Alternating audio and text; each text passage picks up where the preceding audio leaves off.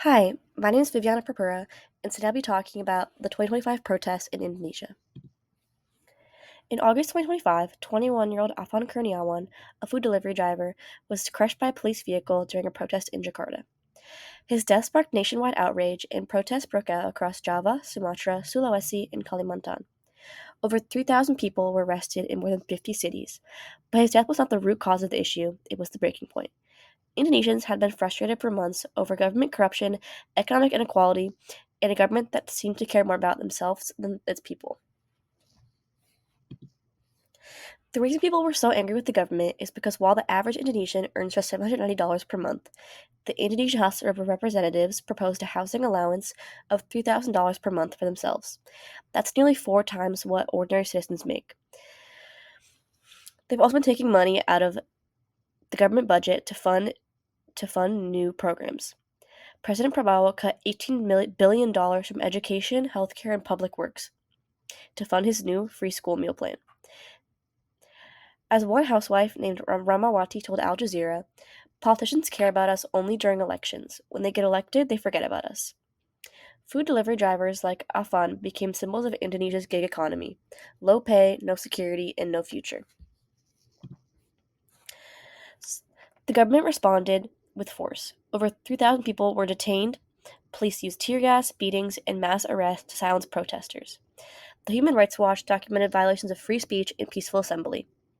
What's even more telling is that Aceh, a region that historically stays out of national politics, joined the protests.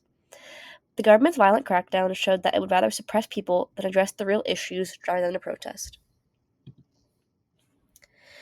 These protests expose a democracy in crisis. Indonesia's government has become increasingly authoritarian, using military force to quiet opposition. But they also reveal a growing political awareness among Indonesian youth and gig workers. People are organizing, demanding accountability, and refusing to be silent. The question now is, can Indonesian democracy truly represent its people, or will corruption and repression continue to trap citizens in cycles of poverty and inequality? The protests aren't just about one death or one policy, they're about whether Indonesia's government is going to serve the people or continue to betray them. Thank you for listening. These are my references. My name is Momoka Danwijaya, and I will be talking about economic inequality in Indonesia. Indonesia has the largest economy in Southeast Asia, and the World Bank considers them upper middle income. It is the fourth most populated country, right behind the United States, and its poverty rate was about 9.36% in 2023. Its economy is driven primarily by its industry, service, and agriculture sector, and it is facing widening income inequality, and today Indonesia ranks 6th globally for wealth inequality. There are several major causes behind this inequality. First is inequality of opportunity.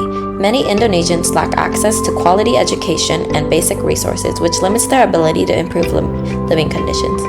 Second is labor market disparity. High-skilled workers receive much higher wages, while most people are stuck in low-wage informal jobs. Third, Indonesia has an extremely high wealth concentration. The combined wealth of just 4 Indonesians exceeds that of 100 million of the poorest people. Other contributing factors include unequal resilience to shocks, like illness, unemployment, or rising food prices, which hit low-income families the hardest. Foreign direct investment is also concentrated in high-skill industries, benefiting mainly high-income workers. Rapid population growth puts more pressure on the job market and pushes people into low-paying work. Finally, corruption weakens the tax structure and favors the wealthy. These inequalities have major impacts on Indonesian society. They make it harder to reduce poverty. They create social instability and conflict, including protests and political tensions, and also decreases public confidence in the government. And many Indonesians remain deeply concerned about rising costs of living and limited job opportunities. The Indonesian government has introduced several policies to address these issues. This includes fiscal policy alignment, social protection programs, investment in education and health, as well as infrastructure, adjusted minimum wages, and pushing for tax reforms and anti-corruption efforts. To conclude, Indonesia has achieved significant economic growth but has suffered from rapidly rising income inequality. Protests are rising as cost of living increases, and many government policies and actions trigger public fury. Many Indonesians remain concerned about jobs and budget cuts. Addressing inequality in Indonesia is urgent and requires focus on structural and institutional reforms. Here are my works cited. Disclaimer: this video is an assignment for Asian 100 at San Diego State University. The purpose of this assignment is to help inform us on key issues related to Asian 100. This position being advocated may not necessarily reflect the opinions of the students. Today I'm going to be talking about child marriages in Indonesia. In my video, I'm going to be addressing history of child marriages, effects of child marriages, societal pressure surrounding marriage, experience abroad, and the importance of spreading awareness. When looking at the history of child marriages, Indonesia has a growing issue of child marriages, especially in smaller cities like Jember. Child marriages are a huge issue in Indonesia because many young women are being forced either by their family, religious community, or social norm to get married at a young age. This is to prevent having sex before marriage, wanting daughters to get married before they get too old, the sense of duty of taking care of children and being a wife, and many more. When looking at the effects of child marriages, these marriages are affecting young girls from elementary school all the way to high school, with early childhood marriages also leads to high levels of high school dropouts. Many women are also getting pregnant at younger ages, sometimes even being left by their husband, forcing the wife to care for her children and even resort to working as a sex worker. Societal pressure on child marriages. Child marriages also leads to an even higher chance or rate of divorce. Many young women who get married young and who have children are also pressured by their family to get married again. When looking at my experience abroad, going to Indonesia showed me the importance of women being able to obtain an education, along with attend a village festival to spread awareness. In this image, we are in Jember and we get to talk to people who had experienced child marriages. Importance of spreading awareness. Knowing what happens around the world allows us to spread awareness and seek to educate and help young men and women. These are my references, and thank you so much for taking the time to listen. Hi, my name is Xinling, and I'm going to talk about the impact of digitalization e-commerce on micro, small, medium-sized enterprises in Indonesia.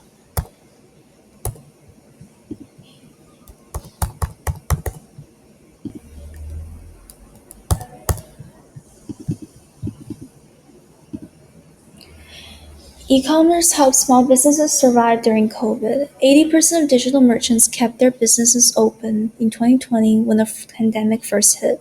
Less than 4 out of 10 of offline businesses were able to keep open. Digital businesses also rebounded more quickly. Overall sales of digital merchants rose to pre-pandemic levels around 6 months after the first peak of cases. Offline firms were experiencing more than 20% drop in sales. E-commerce provides businesses with elevated visibility.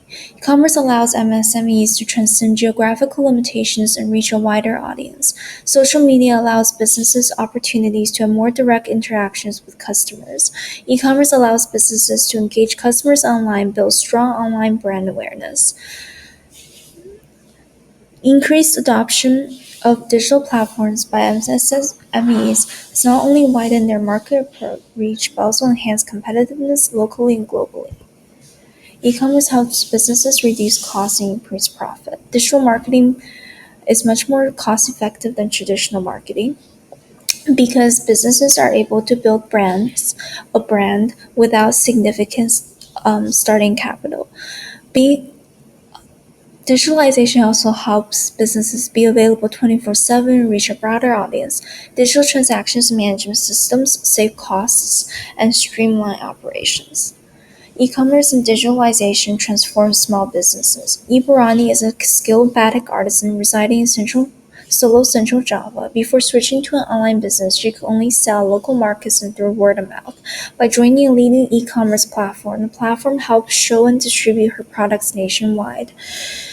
The platform allowed couriers from various services that would collect packages directly from her home. Accepting payments from outside her city was once a major hurdle. Now e-commerce offers a wide range of payment methods which open the door to more buyers, significantly expanding her market reach.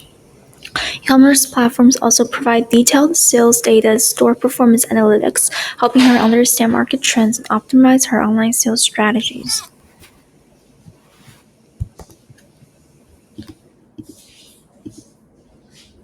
This is my works cited. Thanks for listening.